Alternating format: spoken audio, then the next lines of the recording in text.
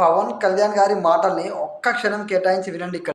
ఏ ధర్మం మీదైనా సరే ఇలాంటి అపవిత్రం ఒక చర్చి మీద జరిగిన, ఒక మస్జిద్ మీద జరిగిన దేశం అల్లకల్లోలం చేసేస్తారు, ప్రపంచం అంతా మాట్లాడతారు, గ్లోబల్ న్యూస్ అయిపోద్ది. కానీ దేశంలో కోట్లాది మంది హిందువులు అపవిత్రమైతే, ఈ ప్రసాదం అపవిత్రమైతే ఒక్కరు కూడా మాట్లాడకూడదు, ఇది సెక్యులర్ వ్యవస్థకి విఘాతం అంటే హిందువులకి మనోభావాలు ఉండవా? ఇది ఒక్కరు నిందించట్లా, అసలు మీరు ప్రస్తావన చేయకూడదు, ఇది తప్పు, ఇది మాట్లాడకూడదని ఎట్లా? ఇదే వేరే మతానికి మీరు అన్వయిస్తారా? నేను అన్ని మతాలని సమానంగా గౌరవించేవాడిని. పవన్ కళ్యాణ్ గారి లాగా బహిరంగంగా చర్చిల గురించి కానీ, మసీదుల గురించి కానీ, దేవాలయాల గురించి కానీ, ఈ 3 మతాల గురించి బహిరంగంగా ఏ రాజకీయ నాయకుడైనా మాట్లాడతాడా?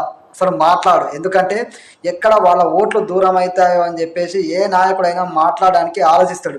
కానీ గుండెల్లో నిజాయితీ, అన్ని మతాలను సమానంగా అందరి ప్రజల్ని